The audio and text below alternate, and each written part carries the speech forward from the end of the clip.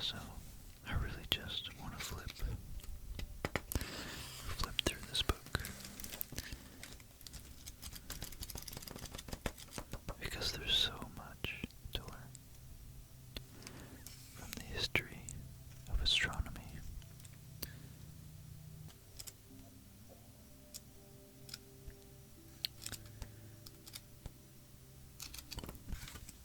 To current and future speculations and technology. Let's figure out how the universe works.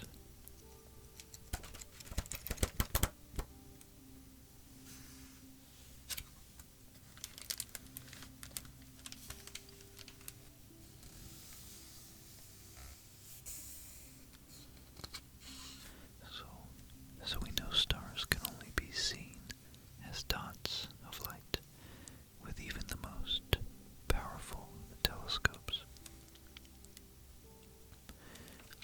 But astronomers have figured out different ways of categorizing them. It says here, let me get the wand out.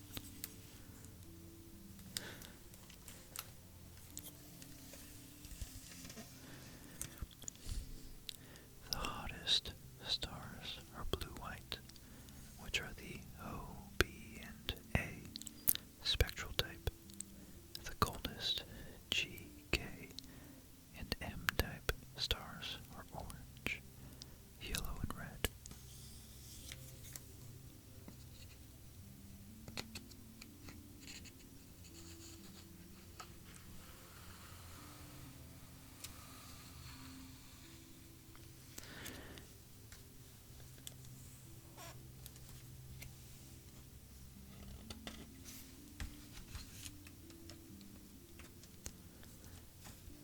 Stars and their evolution. Let's see, we got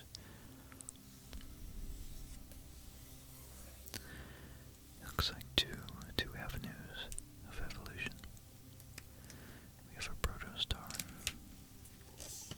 comprised of a dense gaseous core surrounded by a dust cloud.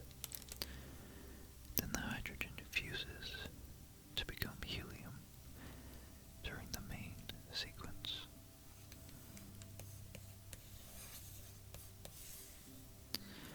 And we have a red supergiant when the star expands and heats up, forming a really heavy iron core after all the elements have fused together to a point at which enough protons in the atom to make an iron atom.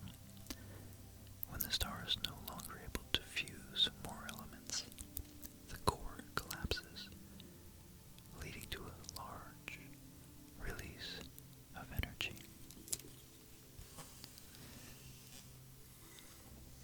And then it either goes to a neutron star or a black hole.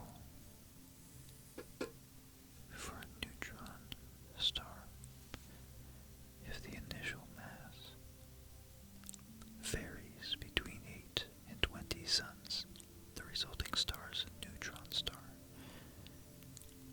But if the initial mass is greater than 20 suns, the core is even denser and forms a black hole with highly intense gravitational pull.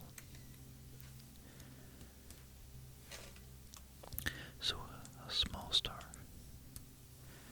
which is less than 8 masses, the protostar is formed by the release of gas and dust. The core turns due to the effects of gravity. It shines and slowly consumes its hydrogen, slowly growing in size. Then the red giant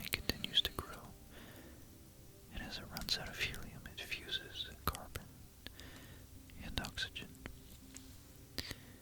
Having run out of fuel eventually, the core condensates and the outer layers are detached. The gases release and form gas clouds. Then the white dwarf. The star is encompassed by gases and loses brightness, ultimately becoming a black dwarf as it burns completely out. And these cannot be seen in space. 95% of stars end their lives as white dwarfs, and the others explode as supernovas, illuminating entire galaxies for weeks.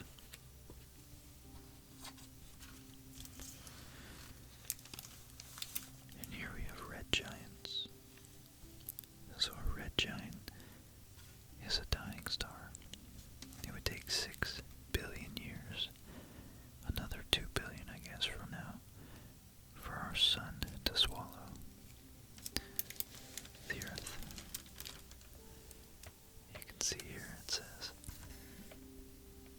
this is how it currently is. Then it'll swallow Mercury and start to really burn Venus.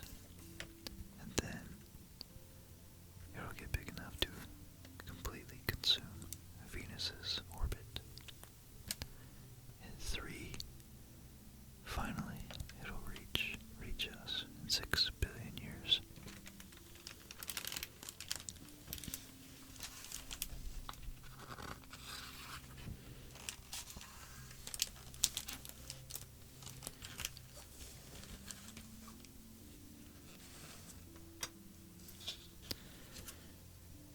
So we got gas shells, the small stars die. When small stars die, all that's left of them are enormous shells of expanding gas. Here's some pictures.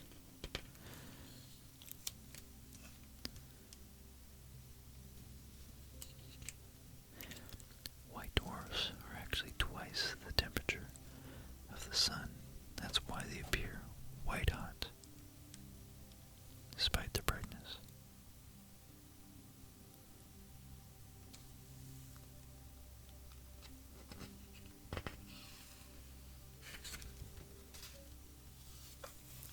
And then for supernovas, the explosion of stars towards the end of their lives is extraordinary. There's a sudden increase in their brightness and an enormous release of energy. This is a supernova, and in just 10 seconds, 10 times more power is released than the sun releases in its entire lifetime.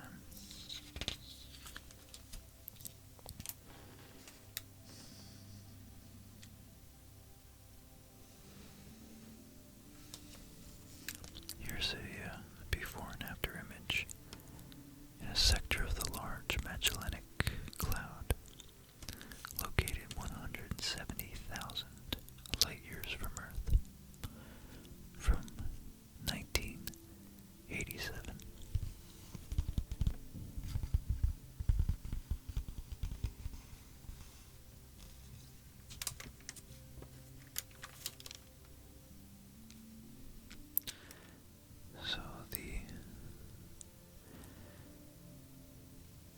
So I guess supernovas happen because the supergiant starts having a core made up of iron. And the iron is so heavy it's difficult to fuse with other iron molecules. And without the constant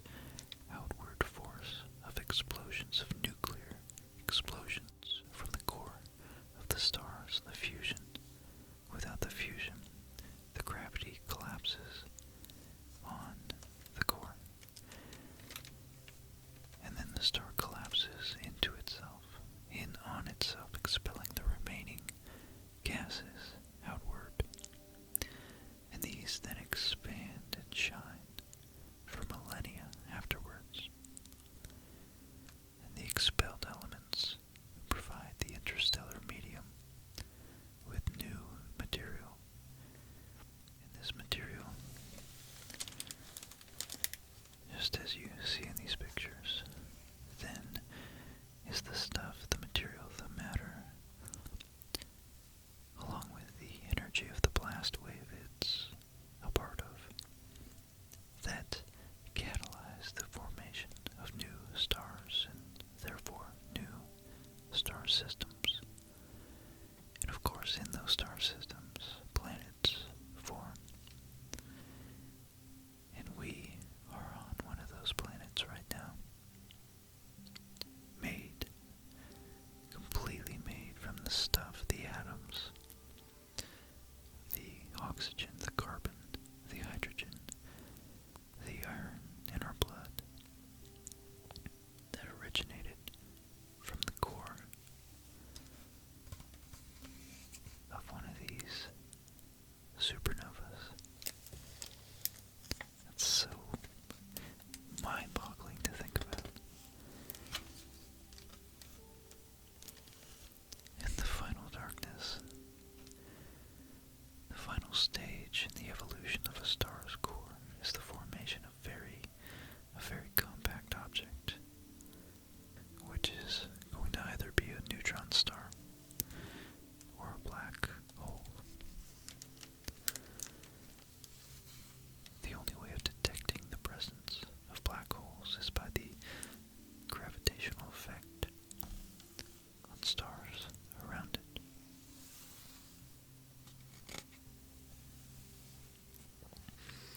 And of course, as it eats other things, then the dying matter being sucked in heats up to red, white-hot temperatures due to rapid, extremely energetic speeds that cause the molecules to bump into each other. And of course, from friction, it heats up with black body radiation, and therefore we can see some of that.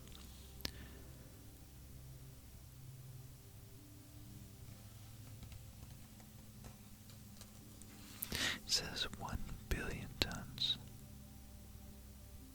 the weight of a spoonful, as for neutron stars. So 1 spoonful of a neutron star is equal to 1 billion tons. It would be, think of as a spoonful of peanut butter.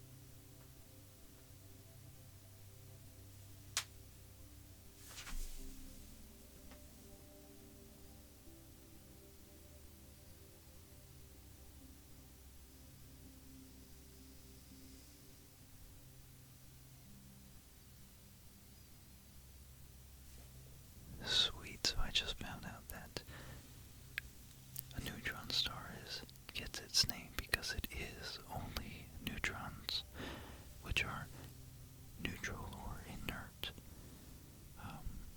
electrically charged subatomic particles. The core of an atom typically, contains protons, positive charge, and neutrons, subatomic particles which have no charge, and that's surrounded by a negatively charged, or multiple negatively charged electrons. And the conditions of a neutron star are so dense, so gravitationally, so compact. It says here, the protons and electrons annihilate as the iron core collapses. They annihilate into one another to cancel out each other's charges to form neutrons. That is so bizarre. And then they said there's something called strange stars or quark stars, so I don't even know what those would be.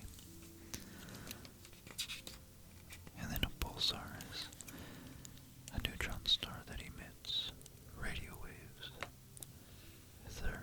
They turn 30 times a second and emit waves from both its poles as it spins.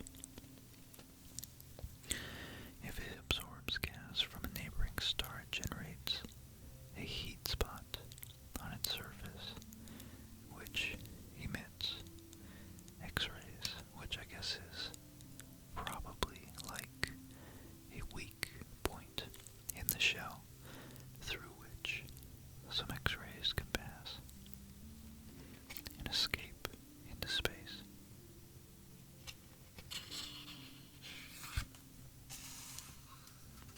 Very cool. So, I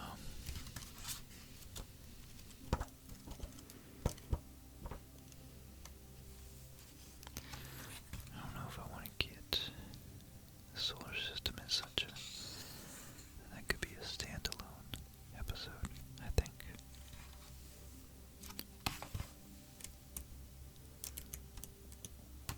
Let's see, that's chapter 2.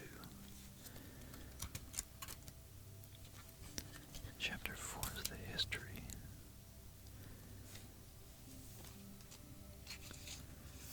Okay, maybe I can just...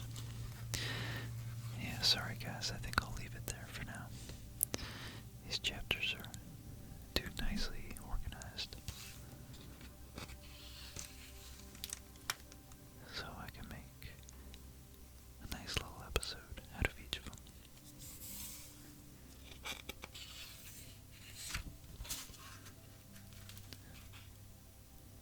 Wow, that is not a bad picture to end on, though.